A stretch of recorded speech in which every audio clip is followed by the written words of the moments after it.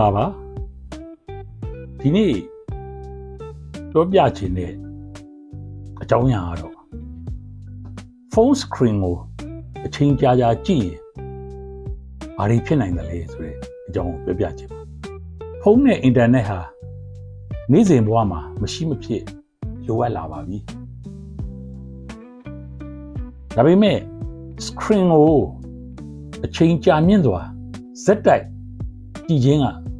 ကျန်းမာရေးနဲ့နေ့စဉ်ဘဝအပေါ်မလိုအပ်တဲ့သက်ရောက်မှုတွေရှိလာနိုင်ပါတယ်အခုပြောပြချင်တာကတော့ phone screen ကိုအချိန်ကြာကြာကြည့်ခြင်းကြောင့်ဖြစ်နိုင်တဲ့ထိခိုက်မှုတွေပြီးတော့ဘယ်လိုကာကွယ်ရမလဲဆိုတာကိုပြောပြပေးသွားမှာဖြစ်ပါတယ်ပထမဆုံးထိခိုက်နိုင်တာကတော့မျက်စိကျန်းမာရေးပဲဖြစ်ပါတယ် phone screen ကိုအချိန်ကြာကြာကြည့်တဲ့အခါမှာမျက်စိခြောက်ခြင်းမျက်စိညောင်းခြင်းပင်ပန်းခြင်းမျက်စိဆက်ခြင်းခေါင်းကိုက်ခြင်းအမြင်ဝေဝါးခြင်းတို့ကိုခံစားရနိုင်ပါတယ်အထူးသဖြင့် screen ကိုအနီးကပ်ကြည့်ပြီးအချိန်ကြာကြာမနာပဲအသုံးပြုတာကမျက်စိပင်ပန်းမှုကိုပုံမဖြစ်စေနိုင်ပါတယ်ဒါကြောင့်ဖုန်းကိုကြည့်နေချိန်မှာလဲမျက်စိကိုပုံမှန်အနားပေးဖို့အရေးကြီးပါတယ်ဒုတိယအချက်ကတော့အိပ်စက်မှုပဲဖြစ်ပါတယ်အိယာဝန်ခံဤအထိဖုန်းကိုဇက်တိုက်ကြည့်နေခြင်းကအိပ်ပျော်ဖို့ခက်ခဲစေနိုင်ပြီးတော့အိပ်ချိန်နောက်ကျစေနိုင်ပါတယ်အထူးသဖြင့်ညဘက်ဖုန်း screen အလင်းနဲ့စိတ်လှုပ်ရှားမှုတွေဒီစိတ်လှုပ်ရှားမှုဖြစ်စေတဲ့ဗီဒီယိုတွေ social media တွေကိုဇက်တိုက်ကြည့်နေမယ်ဆိုရင်ဥနောက်ပါသလိုရှိရင်အနားယူဖို့ခက်ခဲလာပါတယ်အေးမဝတဲ့အတွက်နောက်တစ်နေ့မှာပင်ပန်းနွမ်းနေတာတို့အာယုံစူးစိုက်မှုလျော့နေတာတို့အလုပ်နဲ့စာလေးလာမှုမှာစွမ်းဆောင်ရည်ကြာဆင်းတာတွေဖြစ်လာနိုင်ပါတယ်ဒါကြောင့်မလို့အိယာမဝင်ခင်ဖုန်းအသုံးပြုချိန်ကိုရှော့ချဖို့အရေးကြီးပါတယ်နောက်ထပ်အရေးကြီးတဲ့ပြဿနာတစ်ခုကတော့ကိုယ်ဟန်အနေထားပဲဖြစ်ပါတယ်ဖုန်းကိုကြည့်တဲ့အခါမှာအများစုကခေါင်းကိုငုံပြီးကြည့်တတ်ကြပါတယ်ဒီလိုအနေထားနဲ့အချိန်ကြာကြာကြည့်နေမယ်ဆိုရင်လေပင်နာတာတို့ပခုံးနာတာတို့နောက်ကျောနာတာတို့ပြတ်သားတွေကျွန်းတို့တင်းကျပ်လာတာတို့ဖြစ်လာနိုင်ပါတယ်အဲ့တော့အထူးသဖြင့်ဖုန်းကိုကင်ပြီးတော့အချိန်ကြာကြာထိုင်ကြည့်နေခြင်းဟာကိုယ်ရဲ့လှုပ်ရှားမှုကိုလျော့နေစေပါတယ်ဒါကြောင့်ဖုန်းကြည့်တဲ့အခါမှာကိုယ်ဟန်အနေထားကိုသတိထားပြီးတော့အချိန်ကြာလာရင်လမ်းထလျှောက်တာတို့ကိုယ်လက်ဆန်တန်းပေးတာတို့ဒါတွေကိုကျွန်တော်တို့လုပ်သင့်ပါတယ်ဖုန်းအသုံးပြုမှုရသလိုရှိရင်ကိုယ်ခန္ဓာတွေမကပဲနဲ့စိတ်ပိုင်းဆိုင်ရာအပေါ်မှာလည်းသက်ရောက်မှုရှိနိုင်ပါတယ် social media ကိုအချိန်အလွန်ကျွံအသုံးပြုတဲ့အခါအမြဲတမ်း notification ကိုစောင့်နေတာတို့နောက်တစ်ခါတခြားသူတွေရဲ့အခြေအနေနဲ့ကိုယ့်ဘဝကိုနှိုင်းယှဉ်ကြည့်တာတို့နောက်တဲ့မကောင်းတဲ့သတင်းအချက်လက်တွေကိုအဆက်မပြတ်ကြည့်ရှုတာတို့ကြောင့်စိတ်ဖိစီးမှုတွေစိုးရိမ်ပူပန်မှုတွေနဲ့စိတ်မသက်မသာဖြစ်မှုတွေပုံမခံစားရပါတယ်။တစ်ခါတလေမှာတော့ဖုန်းမရှိရင်မနေနိုင်တော့ဘူး notification အတန်မကြားရရင်เนาะမကြားရရင်တောင်မှဖုန်းကိုခဏဖွင့်ကြည့်နေတယ်ဆိုတော့အလေးကျင့်မျိုးဖြစ်လာနိုင်ပါတယ်။ဒါကြောင့်ဖုန်းကိုကိုယ်တိုင်ထိန်းချုပ်ဖို့လိုပါတယ်။ဖုန်းကကိုယ့်ကိုထိန်းချုပ်နေတဲ့အခြေအနေတော့မဖြစ်သင့်ပါဘူး။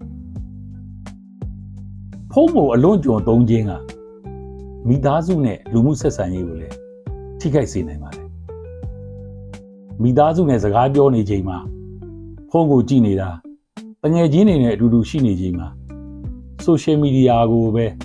အာယုံစိုက်ပြီးတော့ ကြည့်နေတာတွေကကြည့်နေတာကြောင့်အပြန်အလှန်ဆက်ဆံရေးနဲ့တကယ်လူမှုဘဝကိုအာရုံစိုက်မှုရော့နေနိုင်ပါတယ်ဒါကြောင့်လူတွေနဲ့အတူရှိနေချိန်မှာဖုန်းကိုခဏချထားပြီးတော့လူလိုဆက်ဆံဖို့လိုအပ်မှာဖြစ်ပါတယ်ဖုန်းကိုအချိန်ကြာကြာအသုံးပြုတာဟာကိုယ်လက်လှုပ်ရှားမှုညှော်နှဲစေတဲ့အကြောင်းရင်းတစ်ခုဖြစ်ပါတယ်ဖုန်းကြည့်တာများလေထိုင်တဲ့အချိန်များလာလေလမ်းလျှောက်တာအားကစားလုပ်တာအပြင်ထွက်တာလို့ကိုယ်လက်လှုပ်ရှားမှုတွေကသွားညှော်နှဲလာနိုင်ပါတယ်ဒါကြောင့်ဖုန်းအသုံးပြုချိန်နဲ့ကိုယ်လက်လှုပ်ရှားချိန်ကိုမျှတအောင်ထားဖို့ကျွန်တော်တို့လိုအပ်မှာဖြစ်ပါတယ်အဲ့တော့ဖုန်းကိုကျွန်တော်တို့ကျမ်းမာရေးနဲ့ညီအောင်ဘယ်လိုမျိုးကျွန်တော်တို့ကြည့်ကြမလဲဘယ်လိုမျိုးအသုံးပြုကြမလဲလို့ကြည့်မယ်တို့ရှိရင်တစ်ကတော့ကျွန်တော်တို့ဟာအချိန်သတ်မှတ်တာပေါ့ဖုန်းအသုံးပြုချိန်ကိုမိမိကိုယ်တိုင်သတ်မှတ်ထားရမှာဖြစ်ပါတယ်ဘယ်ချိန်မှာသုံးမယ်ဘယ်နာရီသုံးမယ်ဘယ်လောက်ကြာသုံးမယ်เนาะဒါမျိုးဟာကိုကျွန်တော်တို့ကအချိန်ကိုသတ်မှတ်တာပေါ့နံပါတ်1ကတော့အနားပေးတာအဲ့တော့ဖုန်းကိုအချိန်ကြာစက်တိုက်မကြည့်ဘဲနဲ့မကြာခဏနားပြီးတော့အဝေးကိုလှမ်းကြည့်တာတို့ဒါမျိုးတွေကျွန်တော်တို့ကလုပ်ပေးရမှာဖြစ်ပါတယ်နံပါတ်3ချက်ကတော့အိယာဝန်ခံနီးမှာဖုန်းအသုံးပြုမှုကိုချော့ချပေးတာပဲဖြစ်ပါတယ်သူနံပါတ်4ကတော့ကိုဟန်အနေထားကိုမှန်ကန်စွာထားတာအဲ့တော့ဖုန်းကိုကြည့်တဲ့အခါမှာဆိုလို့ရှိရင်ကိုဟန်အနေထားเนาะအောက်ငုံပြီးတော့အချိန်ကြာကြည့်တာမျိုးအဲ့ဒါတွေကိုကျွန်တော်ကရှောင်ရှားသင့်ပါတယ်နံပါတ်5ကတော့ကိုယ်လက်လှုပ်ရှားမှုပါအချိန်ကြာထိုင်ပြီးဖုန်းကိုကြည့်နေမဲ့အစားထပြီးတော့လမ်းလျှောက်တာတို့ကိုယ်လက်ဆန့်တန်းတာတို့เนาะအဲ့လိုလေ့ကျင့်ခန်းလေးတွေကျွန်တော်တို့လုပ်ပေးဖို့လိုပါတယ်နံပါတ်6ကတော့မိသားစုနဲ့တငယ်ချင်းတွေအတွက်เนาะဖုန်းအသုံးပြုချိန်ကိုကျွန်တော်တို့ကန့်သတ်ထားဖို့လိုပါတယ်အဲ့တော့မိသားစုတွေတငယ်ချင်းနဲ့တွေ့တဲ့ချိန်မှာကျွန်တော်တို့ကဖုန်းကိုပဲကျွန်တော်တို့သုံးနေမယ်ဆိုလို့ရှိရင်လူမှုဆက်ဆံရေးတွေကျွန်တော်တို့ကပြပြစေနိုင်ပါတယ်နောက်တစ်ခါကျတော့လိုအပ်မယ်ဆိုလို့ရှိရင်ဖုန်းရဲ့ screen time ပေါ့နော်ဒီဟုတ်လားဖုန်းသုံးတာနဲ့ပတ်သက်ပြီးတော့ကျွန်တော်တို့ကဒီသတ်မှတ်ချက်ပေါ့နော်အဲ့ဒါတွေကိုကျွန်တော်တို့ကနေပြီးတော့ဒီဖုန်းထဲမှာပါတဲ့เนาะဒီညွှန်ကြားချက်တွေကိုအသုံးပြုပြီးတော့ကိုယ့်ရဲ့အသုံးပြုမှုကိုစစ်ဆေးတာတို့ဒါတွေကိုကျွန်တော်တို့လုပ်ပေးသင့်ပါတယ်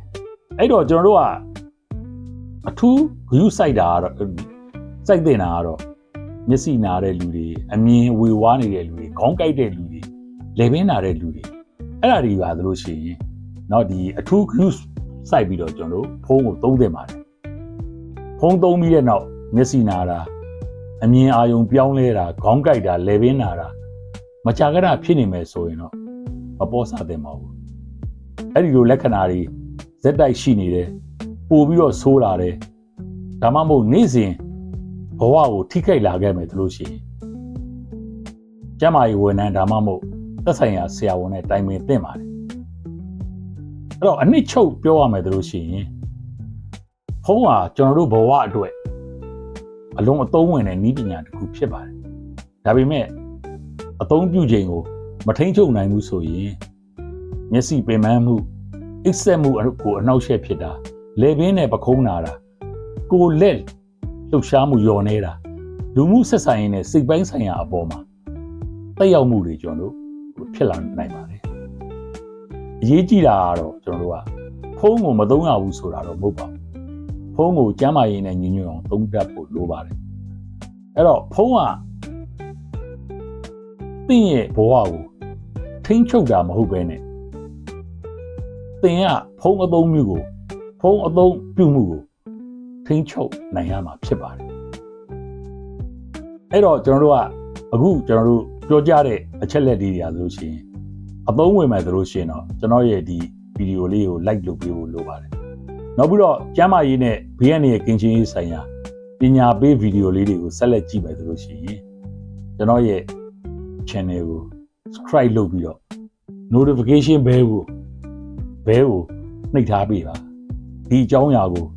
မိသားစုတငယ်ချင်းတွေကိုလည်းမျှဝေပေးဖို့လိုပါတယ်အဲ့တော့ကျမ်းမာရေးကောင်းဖို့ဆိုတာကတော့ဖုန်းအသုံးပြုမှုကိုစနစ်တကျထိန်းချုပ်ဖို့ပဲဖြစ်ပါတယ်ကျေးဇူးအများကြီးတင်ပါတယ်